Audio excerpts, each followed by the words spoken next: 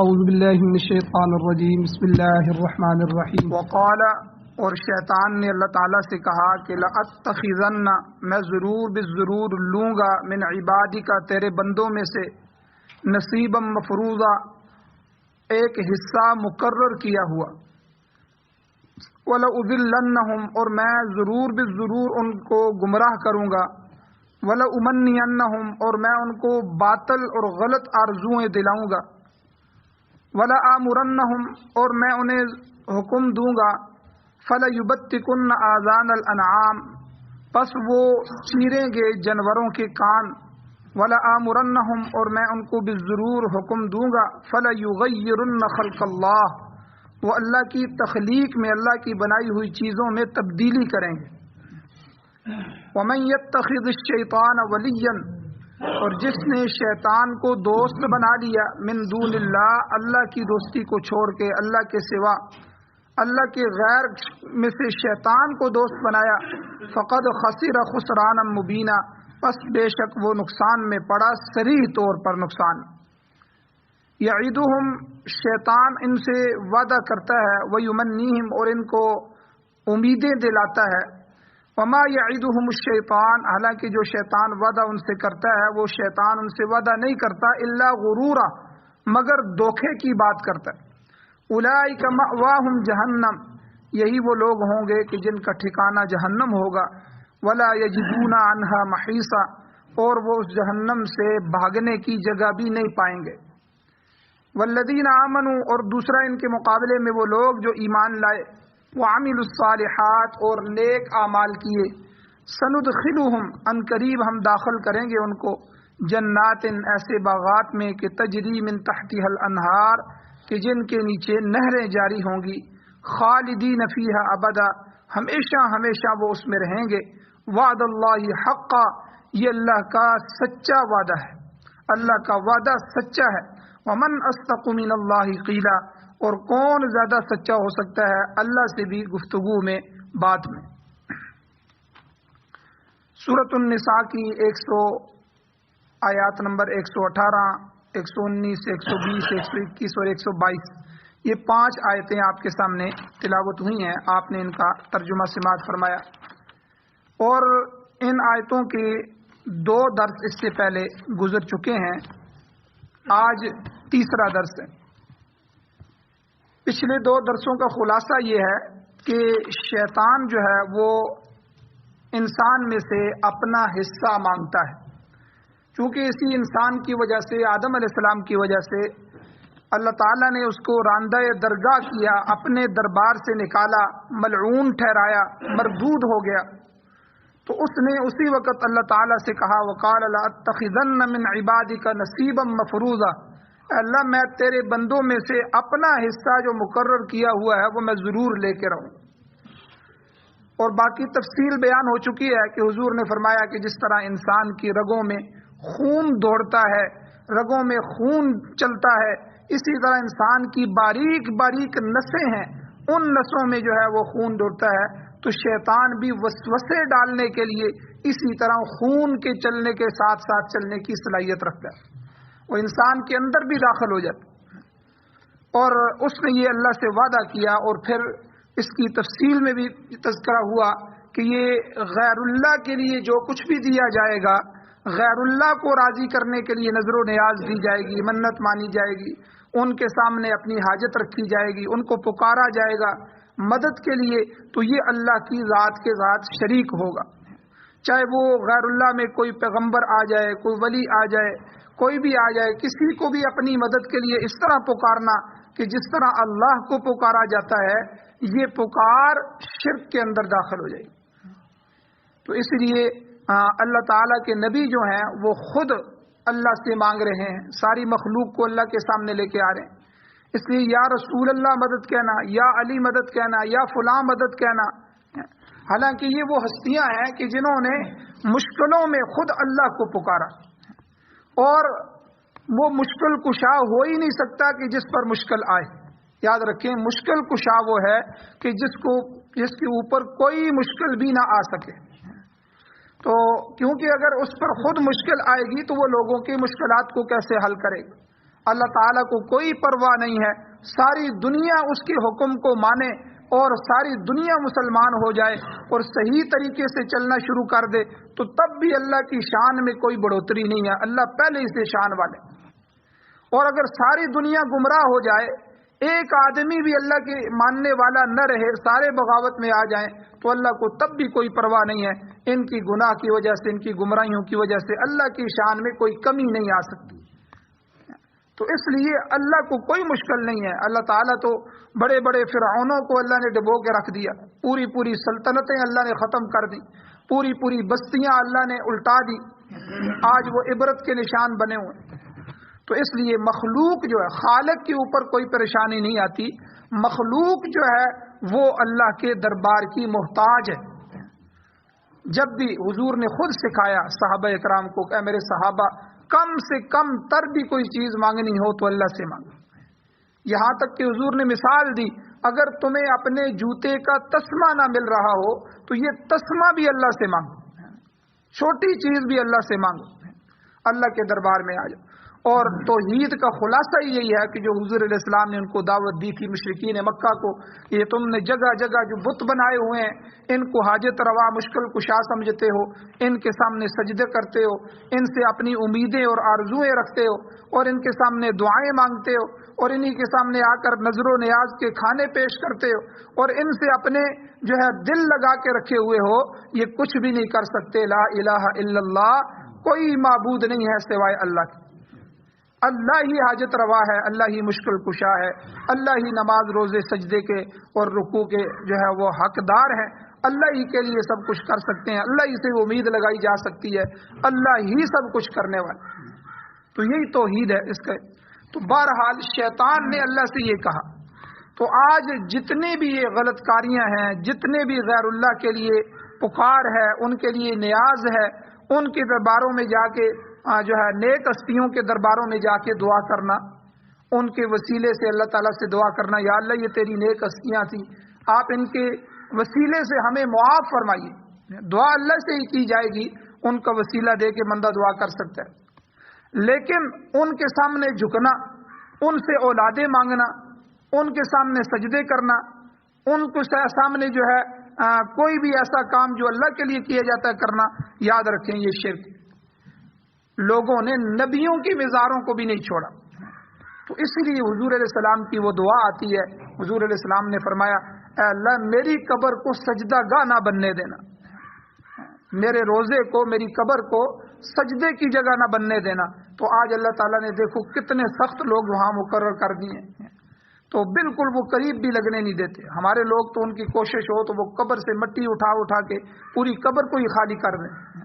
تو اس لیے تو ان لوگوں کی جو نیک اولیاء اللہ ہوتے ہیں، بڑے لوگ ہوتے ہیں، ان حضرات کے قبور کا ادب بھی جو ہے وہ ملحوظ خاطر رکھنا چاہیے۔ تو بہرحال یہ ساری چیزیں جو ہے شیطان کروا رہا ہے، یہ وہ اس کا حصہ ہے۔ اور اسی طرح جتنی بھی رسومات ہیں جن میں ہم پڑے ہوئے ہیں، جتنے بھی بدعات ہیں اور جتنی بھی چیزیں ہیں، یہ ساری کی ساری ان کے پیچھے وہ ذہنیت شیطان کی کار فرما ہے، وہی کام کر رہا ہے۔ تو بہرحال شیطانی فلسفہ کیا ہے؟ شیطانی فلسفہ یہ ہے کہ جو اس آیت میں اللہ نے بیان فرمایا کہ شیطان نے اللہ کے سامنے پھر یہ بھی کہا کہ وَلَأُضِلَّنَّهُمْ، میں انہیں ضرور بضرور گمراہ کروں، تیرے بندوں کو بہکاؤں گا، اور وَلَأُمَنِّيَنَّهُمْ، میں انہیں امیدیں دلاؤں گا، بڑی بڑی امیدیں، بڑی بڑی جو ہے وہ آرزویں جو اس دنیا میں ان سے پوری نہیں ہو سکتی، پھر وہ اسی آرزو کے پیچھے بھاگیں گے اور بھاگتے رہیں گے، صبح دوپہر شام، سوتے ہوئے، سو کر اٹھتے ہوئے، ہر وقت وہی آرزویں، وہی دوڑ، اور میں ایسے ان کو پیچھے لگاؤں گا کہ یہ تجھے بھول جائیں، تیری یاد سے میں ان کو غافل کروں گا۔ 5 وقت کی نماز پڑھنے کے لیے بھی ان کے پاس ٹائم نہیں ہوگا، اپنی آرزو پوری کرنی ہے، دولت کمانی ہے، بس اسی دولت کے نشے میں ادھر سے ادھر سفر، ادھر سے ادھر سفر، نمازیں بھی بیچ میں جا رہی ہیں، سارا کچھ جا رہا ہے۔ اے اللہ وَلَأُمَنِّيَنَّهُمْ، گمراہ بھی کروں گا اور میں ان کو لمبی لمبی امیدیں ڈال دوں گا، اور نہ وہ امیدیں یہاں پوری ہو سکتی ہیں اور نہ ان کی جان چھوٹے گی۔ تو اس لیے یہ سب کے سب جو وعدے ہیں یہ شیطان نے جو ہے اللہ تعالیٰ سے کیے تھے کہ یہ میں سارا کچھ ان کے ساتھ کروں. ایک چیز کہ غیر اللہ کے ساتھ نسبت، اللہ کے غیر کے ساتھ نسبت، یہ بھی شیطان نے اللہ سے وعدہ کیا کہ میں 2 قسم کے حکم بھی ان کو دوں گا. یہ 2 حکم یہاں شیطان کے جو اللہ سے اس نے وعدہ کیا، یہاں اس نے اللہ تعالیٰ نے ذکر فرمایا کہ انسان کی گمراہی کے لیے شیطان نے کیا منصوبے بنائے ہیں. دیکھیں کسی دشمن کے بارے میں ہمیں اتنی تفصیل سے ریکی ہو جائے، جاسوسی ہو جائے، پتہ چل جائے تو ہم کتنے محتاط ہو جاتے ہیں. اللہ تعالیٰ نے پوری نسبتیں، پوری سلسلے جو شیطان کے متعلق تھے اللہ نے قرآن مجید میں تفصیل کے ساتھ بیان فرما دی. اب اس نے کیا کہا؟ وَلَآمُرَنَّهُمْ، میں ان کو ضرور حکم دوں گا. کیا حکم دوں گا؟ کہ فَلَيُبَتِّكُنَّ آذَانَ الْأَنْعَامِ، کہ جانوروں کے کان کاٹو، جانوروں کے کان کاٹنے کا میں ان کو حکم دوں. تو زمانہ جاہلیت میں بھی لوگ جو تھے وہ جانوروں کے کان چھید کر انہیں آزاد کر دیتے تھے.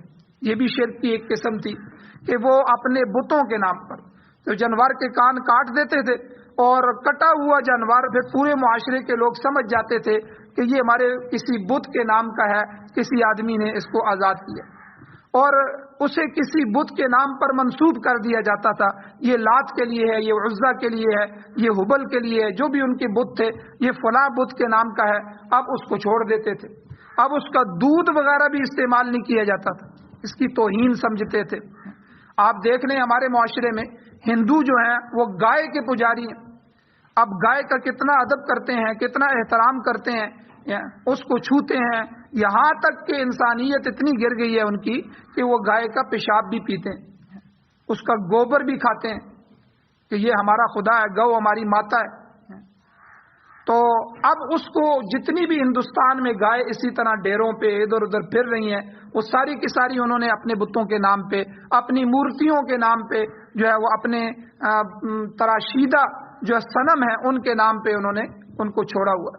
یہ آج کی بات ہے. مشرکین مکہ بھی اسی طرح کرتے تھے، پھر اس کو استعمال بھی نہیں کرتے تھے. ہمارے ہاں ایک اور قوم ہے رافضی. رافضیوں کو آپ دیکھیں، وہ جو گھوڑا ان کا ہوتا ہے اس گھوڑے کی پہلے نسبت کرتے ہیں، یہ گھوڑا حسین کا ہے، حضرت حسین رضی اللہ تعالیٰ عنہ کا. پھر اس گھوڑے کے ساتھ بھی اسی طرح ادب و احترام کرتے ہیں، اس کے اوپر بیٹھنا بھی گوارا نہیں کرتے، اس کی خدمت کرتے ہیں اور خوب جو ہے اس کو استعمال کرتے ہیں. اس کی جو ہے وہ اوپر ہاتھ لگانا بھی باعث عبادت سعادت سمجھتے ہیں. اس کی میں نے اس دن بھی ذکر کیا، اس کی جو ہے آج کل تو ویڈیو آ گئی ہیں آن دی ریکارڈ کہ وہ جو ٹب میں شربت بنا کے لوگوں کو سبیل پلاتے ہیں محرم میں یا اس طرح، تو پہلے گھوڑے کو پلاتے ہیں اس میں سے، تاکہ اس کا تھوک، اس کا لحاف اس میں شامل ہو جائے اور ہمیں برکت حاصل ہو جائے. اور ہمارے سنی بھی راستے میں کھڑے ہو کے خوب وہ پیتے ہیں، تو پینا بھی چاہیے، علاج بھی یہی ہے. تو بہرحال جو ہے یہ سارے کام جانوروں کے ساتھ کیے جا رہے ہیں. مشرک کو اللہ کتنا ذلیل کر دیتے ہیں کہ گائے، گھوڑا، کتا اور ان چیزوں کے سامنے جھکا کے رکھ دیتے ہیں. تو یہ شیطان نے، تو پرانے زمانے میں حضور علیہ السلام کے زمانے میں مشرکین بھی یہی کرتے تھے کہ جانوروں کے کان چھید دیتے تھے، ان کے کان درمیان سے کاٹ دیتے تھے یا پورا کان کاٹ دیتے تھے اور پھر اس کو بت کے نام پہ چھوڑ دیتے تھے. اس سے کسی طرح کا بھی نفع نہیں اٹھاتے تھے، نہ اس کے اوپر بیٹھتے تھے، نہ اس کا دودھ استعمال کرتے تھے. تو اس لیے اگلی صورت میں اسی ضمن میں بحیرہ من بحیرۃ ولا صائبۃ یہ الفاظ آئیں گے. یہ مختلف قسم کے جانور تھے جو مشرکین بتوں کے نام پہ دیتے تھے. تو بحیرہ جانور بھی یہی ہے کہ جس کے کان کاٹ کے اپنے خداؤں کے لیے، بتوں کے لیے اس کو چھوڑ دیتے تھے. تو یہ شیطان نے اللہ کے حضور اسی وقت کہہ دیا تھا کہ تیرے بندوں کو اس طریقے سے بھی گمراہ کروں گا کہ وہ جانوروں کو کان کاٹ کے غیر اللہ کے نام سے منسوب کریں گے. چنانچہ ایسا ہوتا رہا. اور یہ بھی ہے کہ آج بھی جو لوگ ہیں کہ کئی دفعہ سر کے اگلے حصے کے یا پچھلے حصے میں کے کچھ بال چھوڑ دیتے ہیں اور کہتے ہیں یہ فلاں بزرگ کے نام کے ہیں. آپ نے کئی لوگ دیکھے ہوں گے، یہاں تو بہت کم ہے، ہم نے پنجاب میں پڑھا ہے تو وہاں بہت سارے یہ فلاں بزرگ کی چوٹی ہے، تو یہاں سے بال چھوڑ دیے، یہاں سے چھوڑ دیے، آگے حصے سے، پیچھے سے، وہ چوٹی پیچھے جاتی رہتی ہے، باقی بال کاٹتے رہتے ہیں. کہ یہ فلاں بزرگ کے نام کی ہے، تو یہ بھی مشرکین کرتے تھے. تو یہ بھی شیطانی کام ہے کہ وہ یہ کام کروا رہا ہے، اس کا اس نے اللہ سے وعدہ لیا تھا. اور اسی طرح کچھ لوگ ایسے ہیں، آپ نے دیکھے ہوں گے ہندوؤں میں، بلکہ خاص طور پہ سکھوں پہ تو بہت ہیں، اور ہمارے ہاں رافضیوں میں، کہ ہاتھوں پہ اور پاؤں میں انہوں نے کڑے ڈالے ہوتے ہیں، لوہے کے کڑے. تو یہ کڑے بھی فلاں بزرگ کی نشانی ہے، فلاں بزرگ سے ہم حاجت مانگتے ہیں، فلاں بزرگ کے نام کا کڑا ہے. اب لوہے کے کڑے جو ہے وہ ڈال لیتے ہیں. سکھ خاص کر کے ڈالا ہوتا ہے انہوں نے، گرو نانک کا کڑا ہے. اور ہمارے ہاں رافضیوں کے ہاں کڑے ہوتے ہیں، ہاتھوں میں ڈالے ہوتے ہیں، اور کئیوں نے پاؤں میں بھی ڈالے ہوتے ہیں. تو یہ سارا کا سارا شیطانی کام ہے جو اس نے ان لوگوں سے کروائے ہیں، اور یہ جو ہے قرآن مجید میں اللہ نے وضاحت کے ساتھ بیان فرمایا. ایک حکم تھا شیطان کا، یہ بیان فرمایا کہ اس نے کہا کہ وَلَا آمُرَنَّهُمْ، میں ان کو ضرور بالضرور امر دوں گا، حکم دوں گا کہ فَلَيُبَتِّكُنَّ، وہ ضرور بالضرور چھیدیں گے، کاٹیں گے، آذان الانعام، اذن کان کو کہتے ہیں، اس کی جمع ہے آذان. الانعام یہ جانور ہیں، جانوروں کے کانوں کو وہ کاٹیں گے، اور اے اللہ تیرے غیر کے لیے وہ منسوب کریں گے. میں ان کو شرک، رسومات اور بدعات کے راستوں پہ ڈال دوں. اور دوسرا یہ تو ہو گیا غیر اللہ کے ساتھ نسبت. دوسرا تغییر فطرت. یاد رکھیں جو اللہ نے ہمارے لیے بنا دیا، جو حکم دے دیا، فطرت کو تبدیل کرنا، یہ بھی جو ہے شیطانی کام. تغییر فطرت، فطرت میں تغیر. شیطان نے یہ بھی اللہ سے وعدہ لیا، وَلَا آمُرَنَّهُمْ، اللہ میں ضرور بالضرور ان کو حکم دوں گا، فَلَيُغَيِّرُنَّ خَلْقَ اللَّهِ، کہ یہ اللہ کی تخلیق میں تغیر کریں گے.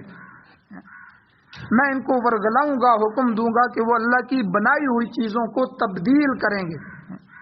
یاد رکھیں جسم پہ ٹیٹو بنانا، یہ جو جسم پہ انگریزوں کے ہاں یورپ میں تو بہت زیادہ ہے، ہر عورت مرد نے بنائے ہیں، پھر وہ اسی طرح لباس کو ننگا رکھتے ہیں تاکہ جسم کے وہ حصے سب کو دکھائے دیں، اور ان پہ کسی نے شیر، کسی نے تتلی، کسی نے کیا بنایا ہوتا ہے، اور کئیوں نے عجیب قسم کی شیطانی شکلیں بنائی ہوتی. تو ایک تو یہ جو جسم ہے نا، یہ جسم ہمارا ہے ہی نہیں. اس دنیا میں جو بھی چیزیں ہیں وہ ہمارے لیے اللہ کے حکم سے استعمال کے لیے ہیں. یہ جسم بھی ہمارے پاس، یہ اعضاء ہمارے پاس امانت ہے.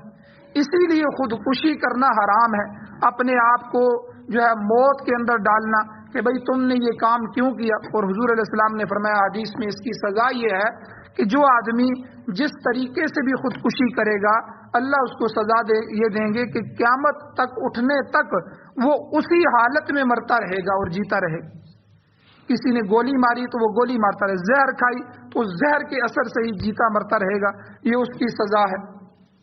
تو اس لیے جسم کے اندر تبدیلی کرنا، یہ جو کہتے ہیں کہ میرا دل عطیہ کر دیا جائے، میری آنکھیں فلاں کو میرے موت کے بعد عطیہ کر دی جائیں، بھئی یہ تو ہمارا تمہارا ہے ہی نہیں. اور ہمیں کس نے اتھارٹی دی ہے کہ ہم یہ کسی اور کو دے سکتے ہیں؟ ایک علماء یہ خون کے جو ہے مجبوری کی وجہ سے، کیونکہ خون دوبارہ پیچھے سے پیدا ہو جاتا ہے، دوبارہ بن جاتا ہے، جو ہے کسی انتہائی مجبوری کی وجہ سے آپ اپنے جسم کا خون کسی کو دے سکتے ہیں، وہ بھی شوقیہ نہیں، انتہائی مجبوری کی وجہ سے. باقی جسم کا کوئی عضو جو ہے وہ کاٹنا، اس کو چھیدنا، اس کا ٹیٹو بنانا یا اس کو گدوانا. بعض لوگ اس کو گدوا کے اس کے اوپر نام لکھے ہوتے ہیں، عاشقوں کے نام لکھے ہوتے ہیں، کئی اور چیزوں کے نام لکھے ہوتے ہیں، اپنا نام لکھا ہوتا ہے. تو یہ جسم کو گدوانا، یہ سب کا سب جو ہے یہ شیطانی کام ہے، اور یہ اللہ کی تخلیق میں تبدیلی. تو اللہ کی بنائی ہوئی چیزوں کو تبدیل کرنا یہ فطرت کی تبدیلی ہے، اور فطرت کی تبدیلی میں بھی شیطانی فلسفہ کار فرما ہے جس سے وہ لوگوں کو گمراہ کرتا ہے. بادشاہوں کے زمانے میں، جب بادشاہ کے زمانے ہوتے تھے پچھلے ملوکیت کے زمانے میں، بادشاہ جن لوگوں کو اپنے گھروں میں رکھتے تھے ان کو خصی بنا دیتے تھے. یہ بھی فطرت کی تبدیلی ہے. کسی انسان کا اپنے آپ کو، اپنی شہوت کو ختم کرنے کے لیے خصی بنا دینا، اس کے خصیتین کو ختم کر دینا، جس طرح کئی دفعہ کئی جانوروں کو خصی بنایا جاتا ہے. تو یہ انسان کے اندر یہ تبدیلی، یہ فطرت کی تبدیلی ہے، اور شرعاً حرام ہے، شریعت میں یہ حرام ہے. اسی طرح آپ دیکھیں کسی طرح کی بھی یہ تبدیلی کے لواتت یہ غیر فطرتی چیز ہے. لوط علیہ السلام جو پیغمبر تھے ان کی قوم کو اسی فعل بد کی وجہ سے ہلاک کیا گیا. مگر شیطان دنیا میں آپ دیکھیں اس پر بھی آمادہ کرتے ہیں. عورتوں کا آپس میں جنسی التفات، آپس میں جنسیت کو پورا کرنا، یہ بھی شیطانی امور میں سے ہے. مرد مرد کے ساتھ، عورت عورتوں کے ساتھ، یہ تو ایک غیر فطرتی، یہ فطرت کے ساتھ بغاوت ہے. کیونکہ اللہ نے نسل کو مرد اور عورت کے ساتھ جوڑا. قرآن مجید میں جہاں بھی اللہ نے ذکر کیا ذکر اور انثى دونوں کو ذکر کیا. وما خلق الذکر والانثى، اللہ نے مذکر اور مؤنث پیدا فرمائے، ہر چیز کا جوڑا جوڑا پیدا فرمایا، اور جوڑے سے ہی آگے معاشرت اور نسل چلتی ہے.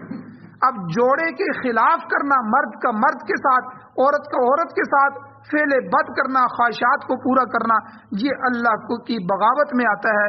یہ فعل حرام ہے اور یہ فطرت کے اندر تبدیلی ہے. آج دیکھیں یورپ میں باقاعدہ اسمبلیوں میں پہلے انہوں نے احتجاج کیے، ان سے احتجاج کروائے گئے. اب ہمارے ہاں بھی وہی ہے، عورت کی آزادی کے نام سے عورت کیا کیا نعرے لگا رہی ہے. اس کے جو کتبے اٹھائے ہوئے ہیں، ہم ان جملوں کو پڑھ نہیں سکتے جو اس نے جملے لکھے ہوئے ہیں. ہم بچہ پیدا نہیں کریں گی، ہم کسی کی نوکر نہیں ہیں، ہم کھانا نہیں پکائیں گی، ہم فلاں نہیں کریں گی. تو گویا کہ کیا مطلب کہ ہمیں آزادی دے دی جائے، کوئی پوچھنے والا نہ ہو، ہم عورت عورت کے ساتھ اور مرد مرد کے ساتھ آگے جا کے، تاکہ ہم پاکستان میں بھی ایسے ہی قوانین بنا سکیں. جیسے ابھی پچھلے چند مہینوں پہلے آپ کے سامنے ٹرانسجینڈر بل پاکستان کی اسمبلی میں پیش ہوا اور یہاں سے پیش ہو کے بن گیا، اور اس پر کتنے نتیجے آ رہے ہیں کہ مرد اپنے آپ کی جنس کو تبدیل کر سکتا ہے یا اپنے نام کو تبدیل کر سکتا ہے، رہے گا مرد ہی لیکن نام بدل کے عورتوں کا رکھ دے، اپنے کاغذات عورتوں کے نام پہ بنا دے، عورت مردوں کے نام پہ بنا دے. تو یہ سارا جو ہے، یہ سارا ہمارے اوپر جو عذاب آ رہا ہے ملک میں، یہ انہی بری حرکتوں کی وجہ سے آ رہا ہے. تو بہرحال مرد کا مرد کے ساتھ، عورت کا عورت کے ساتھ، یہ یورپ میں باقاعدہ اسمبلیوں میں پیش ہوئے یہ معاملات، اور پھر وہاں کے قانون بنے. آج وہاں ان کی پوری کالونیاں ہیں، مرد مردوں کے ساتھ اور عورتیں عورتوں کے ساتھ رہ رہی ہیں، اور وہ اپنی جنسیت کو پورا کر رہے ہیں. تو یہ شیطانی عمل ہے کہ جس نے لوط علیہ السلام کی اس قوم کو بھی گمراہ کیا. اسی طرح اور پھر آگے چلتے چلتے وہی خباثتیں آج دنیا میں، یورپ کے اندر بالخصوص اور ہر ملک کے اندر جو ہے ایسے افراد کو تلاش کیا گیا اور ان کے سے جو ہے نعرے لگوائے گئے، اور آزادی کے نام پر، عورت کے حقوق کے نام پر. اور یاد رکھیں اسی طرح جانوروں کے ساتھ بھی غیر فطرتی فعل، یہ بھی فطرت کے اندر بغاوت.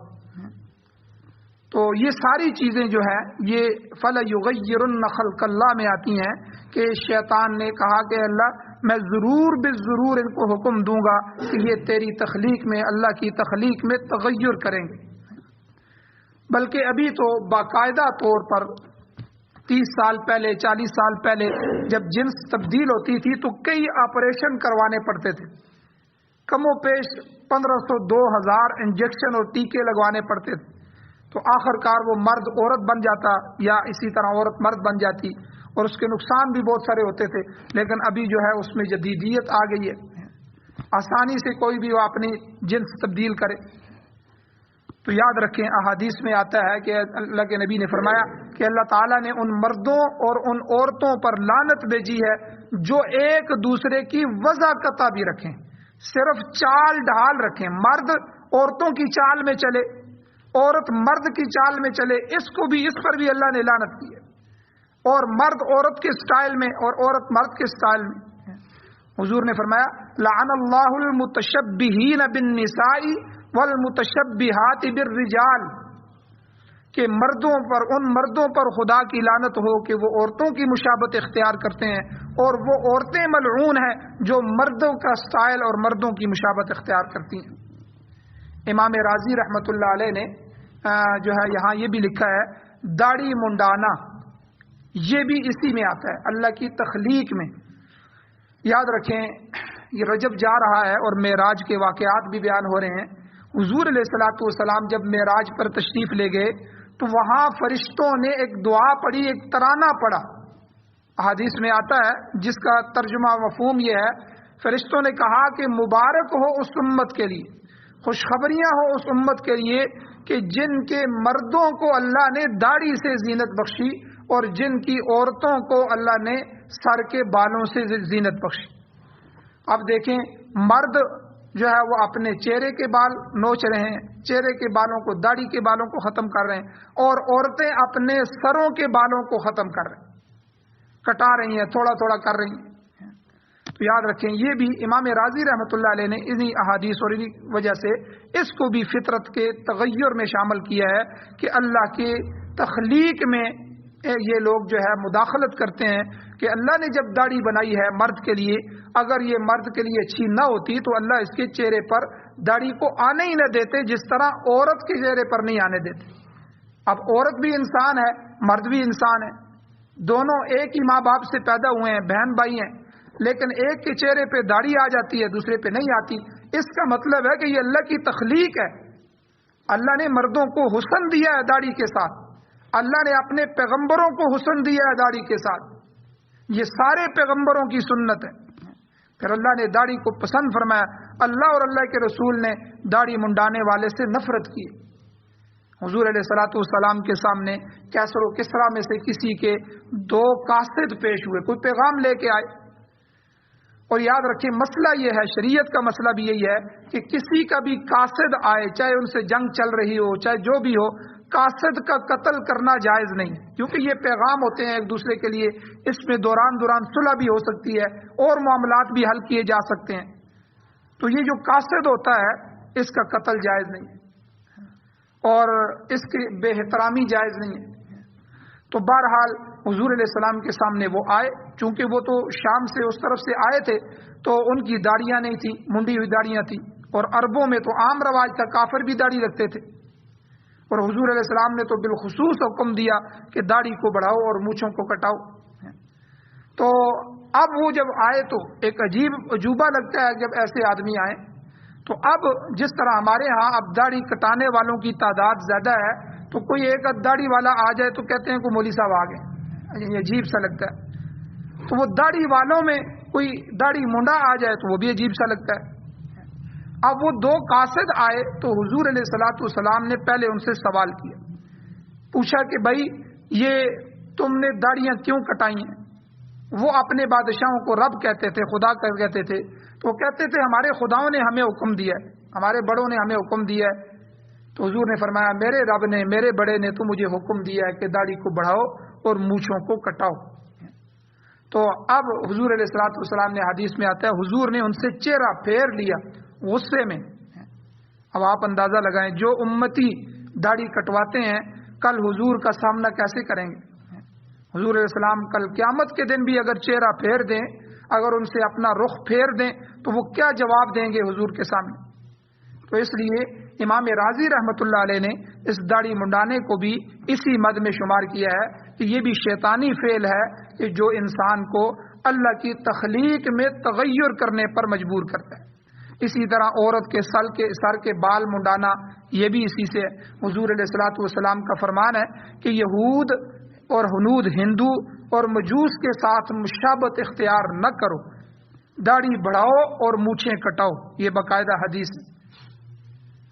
اور حضور علیہ الصلوۃ والسلام نے جو ہے یہ بھی فرمایا کہ لعن اللہ الواصلۃ والمستوصلۃ، جو عورت اپنے سر کے بال دوسری عورت کو دے دیتی ہے تاکہ اس کے بال لمبے نظر آئیں، تو اللہ تعالیٰ نے دونوں پر لعنت بھیجی ہے کہ ایک عورت کے بال دوسری عورت استعمال کرے، دوسری عورت دوسری جو ہے. تو یہ سارے کے سارے اللہ کی تخلیق میں جو ہے وہ تبدیلی کی طرح ہے. اللہ تعالیٰ سے دعا ہے اللہ ہمیں عمل کی توفیق عطا فرمائے، اللہ شیطان کے فتنوں سے ہماری اور ہماری نسلوں کی حفاظت فرمائے. آمین. الحمدللہ رب العالمین والعاقبۃ للمتقین والصلاۃ والسلام علی رسولہ النبی الامی الکریم. یا اللہ ہماری کمیوں کوتاہیوں کو معاف فرمائیے، درگزر فرمائیے، صغیرہ کبیرہ گناہوں کو معاف فرمائیے. یا اللہ قرآن مجید کو پڑھنے، پڑھانے، سننے، سنانے کی اور اس کو سمجھنے کی توفیق عطا فرمائیے. یا اللہ قرآن و سنت کا عادی بنائیے، قرآن و سنت پر چلنے کی توفیق عطا فرمائیے، قرآن و سنت کا غلبہ نصیب فرمائیے، قرآن و سنت کو بطور آئین، بطور دستور، بطور ضابطۂ حیات ہمارے مقدر فرمائیے۔ یا اللہ پوری دنیا میں پاکستان سمیت اے اللہ چپے چپے میں خلافت راشدہ، امارت اسلامیہ شریعہ کا نظام نصیب فرمائیے۔ یا اللہ طالبان کی حفاظت فرمائیے، مجاہدین اسلام کی حفاظت فرمائیے، پوری دنیا میں مظلوم مسلمانوں کی حفاظت فرمائیے، ان کی حفاظت کرنے والے مجاہدین اسلام کی حفاظت فرمائیے۔ یا اللہ اسلام کو غلبہ نصیب فرمائیے، اسلام کو غالب فرمائیے۔ یا اللہ قرآن و سنت کی بہاریں نصیب فرمائیے۔